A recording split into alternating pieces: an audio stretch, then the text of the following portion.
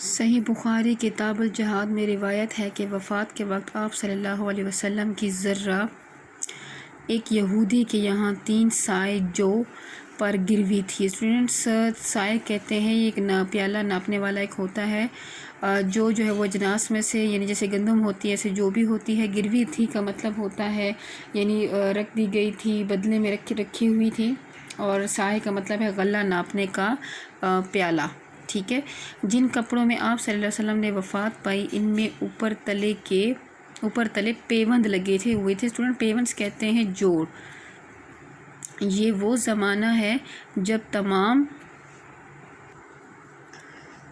حدود شام سے لے کر عدن تک فتح ہو چکا ہے اور مدینے کی سرزمین میں زر و سیم کا سیلاب آ چکا ہے۔ اسٹوڈنٹ، زر و سیم کا مطلب ہوتا ہے دولت کی فراوانی، یعنی بہت زیادہ دولت آ چکی تھی جو بھی اہل مدینہ تھے۔ انسان کے ذخیرہ اخلاق میں سے سب سے زیادہ کم یاب، یعنی جو کم پائی جانے والی چیز ہوتی ہے، نایاب کہتے ہیں، اور نادر الوجود یعنی جو بہت کم پائی جائے، جو وجود بھی ہو جس کا لیکن بہت کم اس کا پایا جائے، وہ چیز کیا ہے؟ یعنی اخلاق کی کون سی ایسی چیز ہے جو بہت کم لوگوں میں پائی جاتی ہے؟ وہ ہے دشمنوں پر رحم اور ان سے عفو درگزر ہے۔ یعنی ان پہ عفو درگزر کا مطلب ہوتا ہے ان کی غلطیوں کو معاف کر دینا۔ لیکن حامل وحی نبوت، حامل وحی کا مطلب ہوتا ہے جس پہ وحی اتری ہو۔ حامل وحی نبوت کی ذات اقدس، یعنی جو پاک ذات ہے میں یہ جنس، یعنی جو یہ خوبی ہے، یہ خصوصیت ہے، وہ بہت زیادہ تھی۔ فرما تھی کا مطلب ہوتا ہے بہت زیادہ ہونا۔ دشمن سے انتقام لینا انسان کا قانونی فرض ہے۔ اسٹوڈنٹ، اس بات پہ دھیان رکھیے گا کہ آپ کو قانون جس بات کی اجازت دیتا ہے کہ آپ دشمن سے انتقام لیں، لیکن اخلاق آپ کو اس بات کی اجازت نہیں دیتا۔ لیکن اخلاق کے دائرہ شریعت میں آ کر یہ فرضیت مکروہ تحریمی بن جاتی ہے۔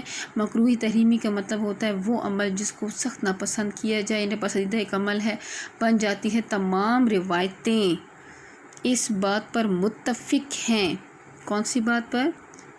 کہ آپ صلی اللہ علیہ وسلم نے کبھی کسی سے انتقام نہیں لیا۔ اسٹوڈنٹس، یہ ایک تو آپ نے سبق کو ریڈ آؤٹ کرنا ہے 2 سے 3 دفعہ۔ ابھی میں آپ کو اس کے الفاظ معنی بھی بتاؤں گی جو آج ہم نے کمپلیٹ کی ہے، یعنی اس سے پہلے بھی ایک ویڈیو تھی اور اب اس کو مکمل کر رہی ہوں، اور آج ہم اس کے ساتھ تعارف بھی کریں گے انشاءاللہ۔ تو پہلے میں الفاظ معنی آپ کو ایک دفعہ دکھا دوں جو لکھے ہوئے تھے تاکہ آپ لوگ بھی اس کو دیکھ کر لکھ سکیں ریڈنگ کرتے ہوئے ساتھ ساتھ۔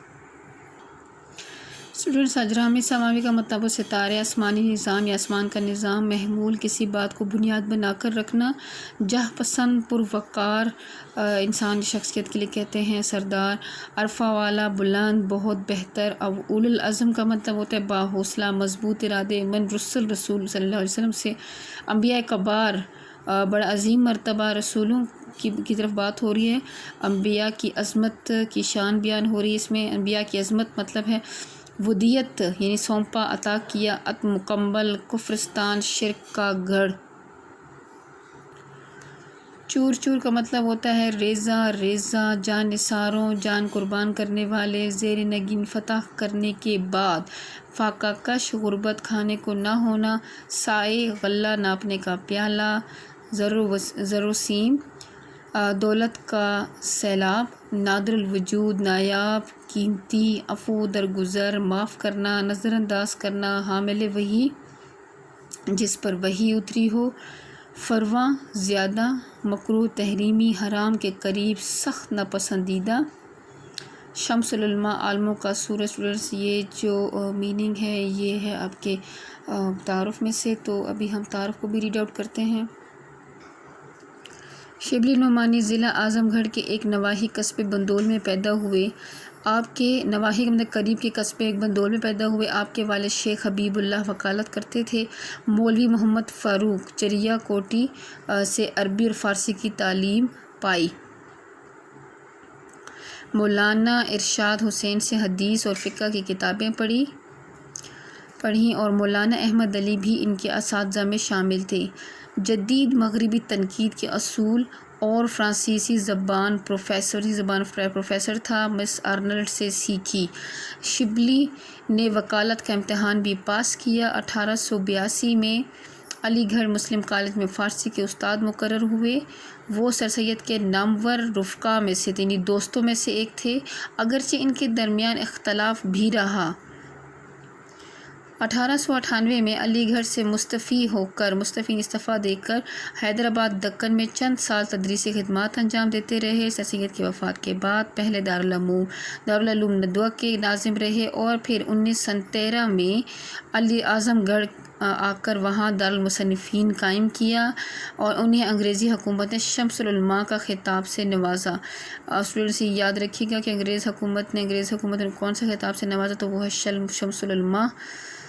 ان کی مشہور تصنیفات میں الفاروق، المامون، شعر العجم، موازنہ انیس و دبیر، سفرنامہ روم شام اور 8 جلدوں پر مشتمل مقالات شبلی شامل ہیں۔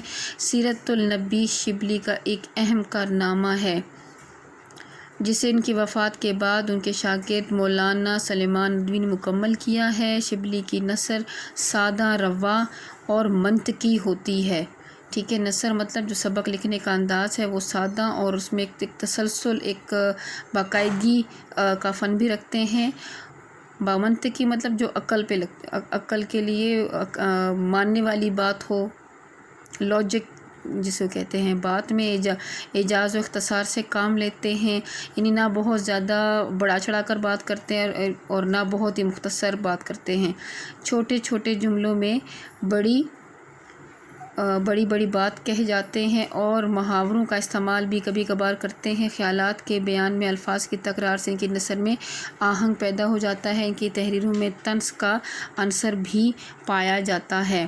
تو اسٹوڈنٹس آج کا جو جتنا بھی ہم لوگوں نے ریڈنگ کمپلیٹ کی اور جو الفاظ میں نے وہ آپ نے نوٹ ڈاؤن کرنے ہیں خود اپنے پاس بھی، اور جو ہے نا سبق کی ریڈنگ لازمی رکھنی ہے، اور جو تعارف ہے اس میں سے بھی جو مین پوائنٹس ہیں اس کو جیسے پیدائش کا، والد کا نام اور اساتذہ کے نام کون سے تھے، سر سید کے ساتھ کون سا تعلق تھا، اور ان کے اہم تصانیف کے نام ہو گئے، اور انگریزی حکومت نے ان کو کون سا خطاب نوازا۔ تو یہ کچھ چند سوال ہیں جو آپ کو تعارف میں سے لازمی آنے چاہیے، اور انشاءاللہ اگلی ویڈیو میں مشق پہ بناؤں گی۔ اپنا بہت خیال رکھیے۔ اللہ حافظ۔